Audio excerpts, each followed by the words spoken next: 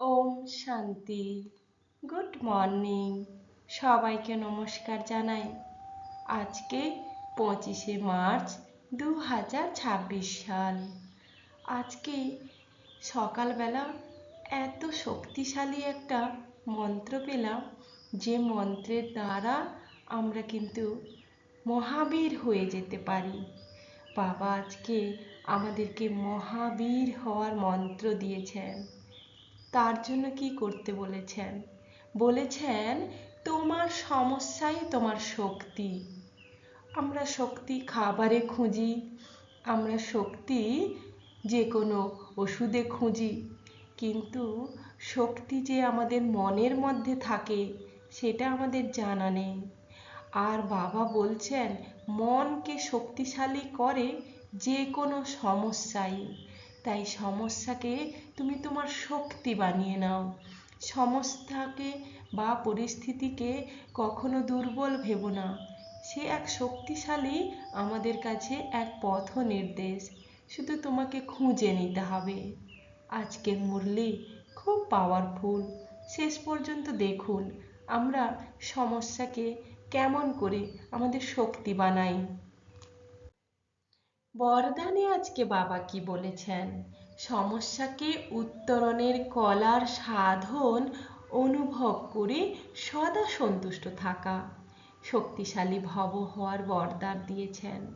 যারা শক্তিশালী আত্মা তারা সমস্যাগুলোকে এমনভাবে পার করে যেন কোনো সহজ রাস্তা সহজেই পার করছে।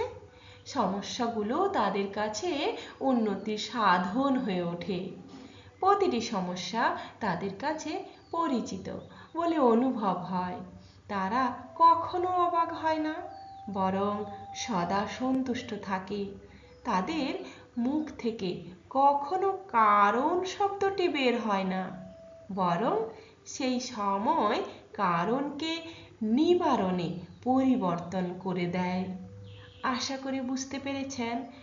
আরও আমরা সহজভাবে ব্যাখ্যা দেব। কলা।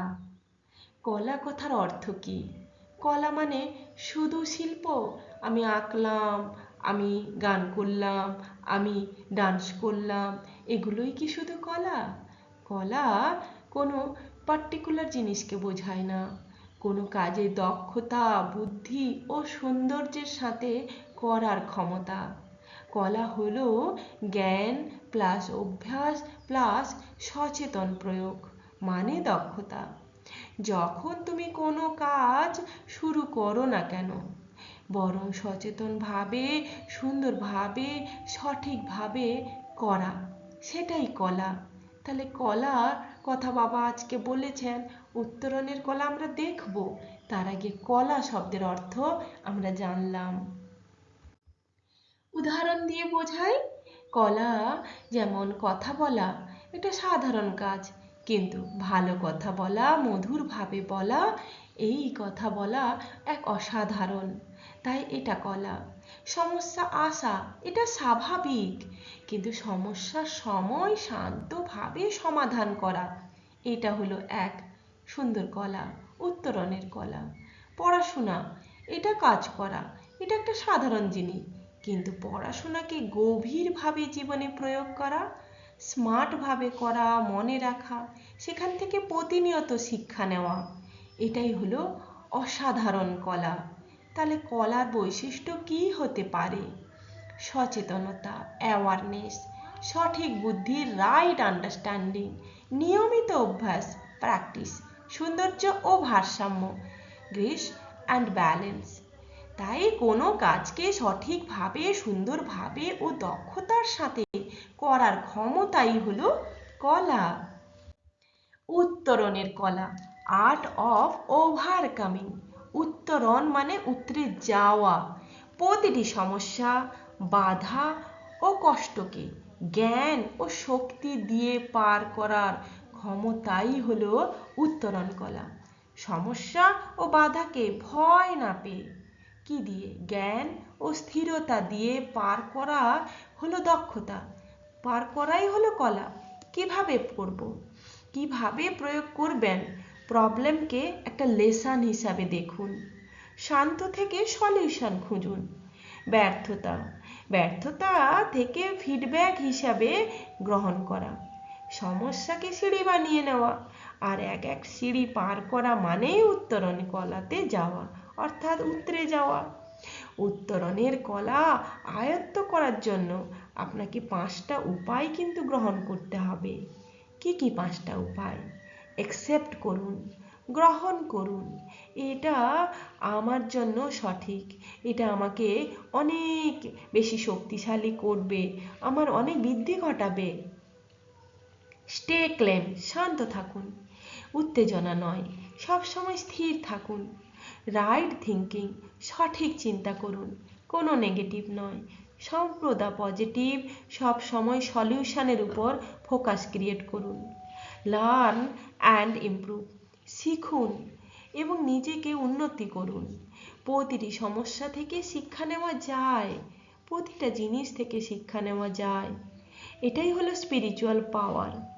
আত্মা শক্তি বাড়ান, তাই মেডিটেশন ও আত্মস্মৃতি দিয়ে শক্তিকে বাড়ান। উত্তরণ কলার 4টি স্তম্ভ আছে। সেই 4টি স্তম্ভ হচ্ছে: ফার্স্ট সচেতনতা, অ্যাওয়ারনেস; সেকেন্ড গ্রহণ, অ্যাকসেপ্টেন্স; 3 নম্বরে বলা হচ্ছে যে রূপান্তর, ট্রান্সফরমেশন; 4 নম্বরে অগ্রগতি, অ্যাকশন। এই 4টে স্তম্ভকে আপনি 4টে খুঁটি বানিয়ে নিন। ভাবুন, আমি পরিস্থিতির শিকার নই, আমি শক্তিশালী আত্মা। তাহলে আপনি সচেতনভাবে নিজের অবস্থান বুঝতে পারবেন। আপনি গ্রহণ করুন, অ্যাকসেপ্ট করুন, যা ঘটে গেছে, যা ঘটছে সব আমি গ্রহণ করছি। ফলে আপনার মন রেজিস্ট্যান্স কমে যাবে, মন শান্ত হবে। আর রূপান্তর করুন, পজিটিভ চিন্তাকে সব সময় নিয়ে আসুন। নেগেটিভ চিন্তা বা নেতিবাচক চিন্তাগুলোকে দূরে ছুঁড়ে ফেলুন, তাকে রূপান্তর করুন। প্রবলেম থেকে লেসন নিন, লেসন থেকে আপনার বৃদ্ধি করান। এভাবে আপনার অগ্রগতি করান। ধীরে ধীরে শিখুন, ধীরে ধীরে পরিস্থিতিকে জয় করুন। তাহলে এক লাইনে কি হতে পারে? প্রবলেম, প্রবলেম থেকে অ্যাওয়ারনেস, অ্যাওয়ারনেস থেকে acceptance, right thinking, action, ultimate growth. ফলাফল জানেন? আপনার ভেতরের শক্তি অনেক বৃদ্ধি পাবে, মানসিক স্থিরতা আসবে, সন্তুষ্টি ও আত্মবিশ্বাস বাড়বে, জীবনের ধারাবাহিক উন্নতি হবে। বেঁচে থাকাও একটা কলা, আর্ট অফ লিভিং।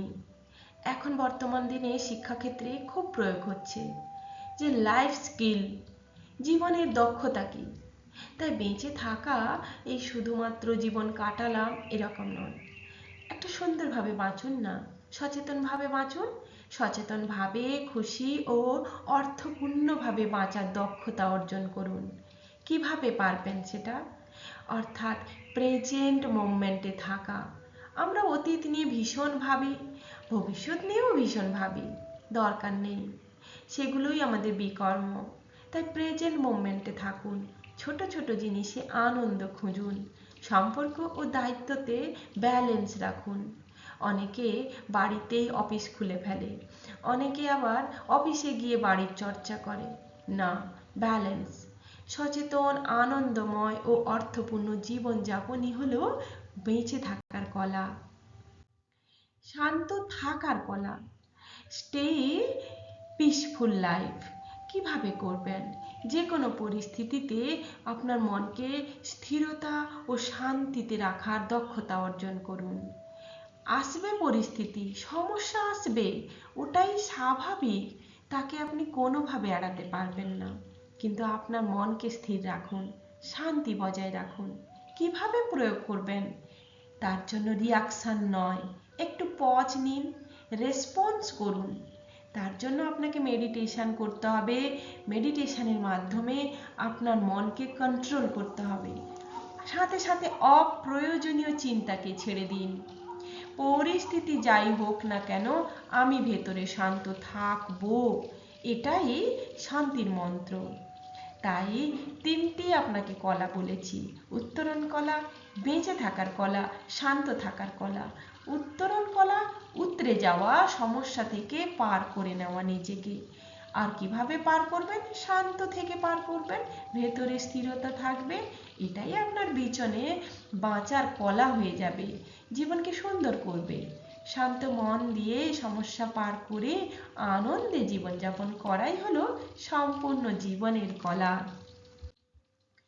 তাহলে মূল ভাবনা আপনি কি পেলেন?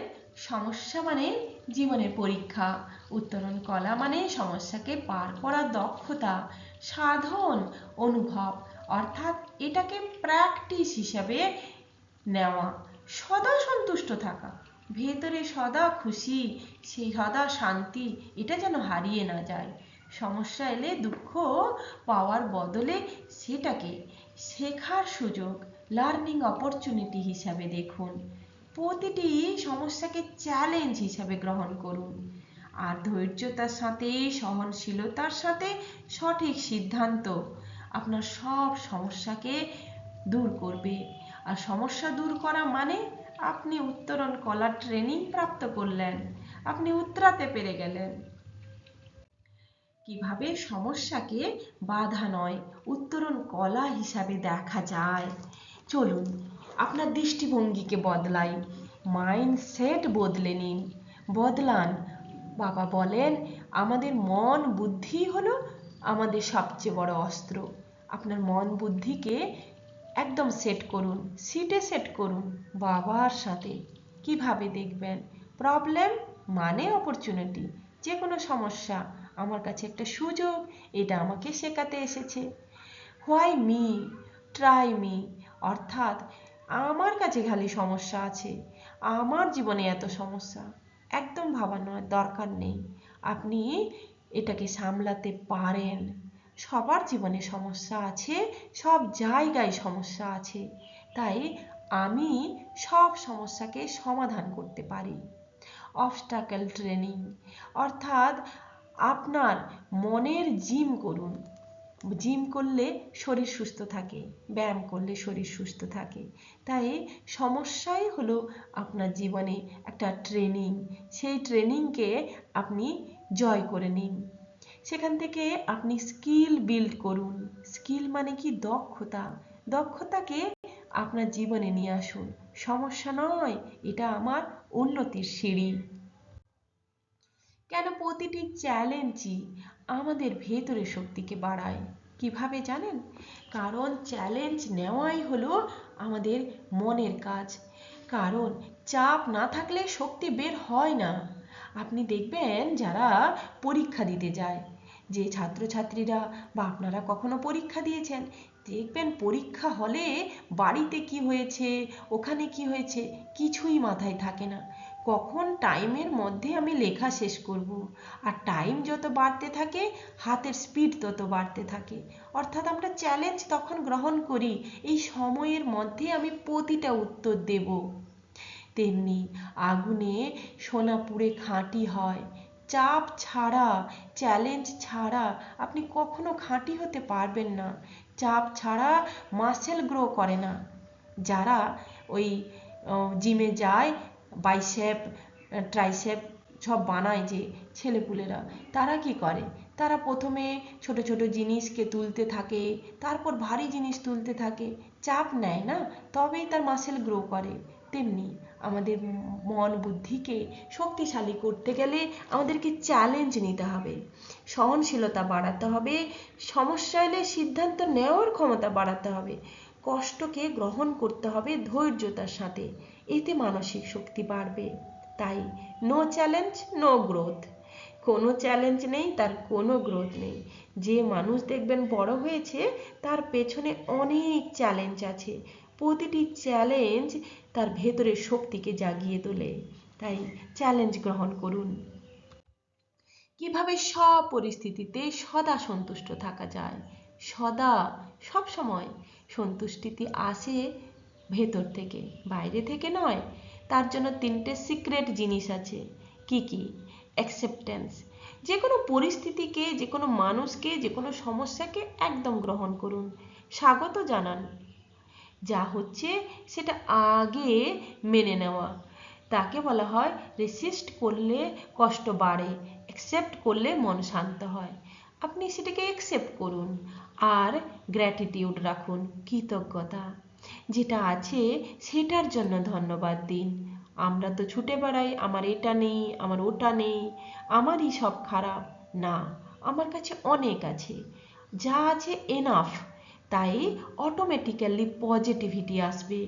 ফলে ডিটাচ হয়ে যান, নিরাসক্ত হয়ে ভাবুন, অবজার্ভ হয়ে পরিস্থিতিকে দেখুন, অবজারভার হয়ে যান। আপনি একজন দর্শক, যে কোনো পরিস্থিতিকে বাইরে থেকে দেখছেন। তখন আমি বলি, যেমন বিচারক বিচারকের সিংহাসনে বসে থাকে, সেটে বসে সে সবার কথা শোনে, তেমনি আপনি স্থির হয়ে যান, দেখুন কি হচ্ছে। ভেতরে ঢুকলে দুঃখ, বাইরে থাকলে শান্তি। তাই শান্তি কিভাবে থাকবে সেটা আপনার উপরে নির্ভর করছে। আপনি সদা সর্বদা নিজেকে কিভাবে রাখছেন তার উপরেই আপনার সন্তুষ্টি নির্ভর করছে। সমস্যাকে সুযোগ ভাবা, চ্যালেঞ্জকে শক্তি বানানো, আর সন্তুষ্টি দিয়ে জীবনকে সহজ করা। এই তো কথা। এই কথাকে সহজভাবে গ্রহণ করুন, দেখবেন আপনার জীবন শান্তিতে ভরে যাবে। ওম শান্তি।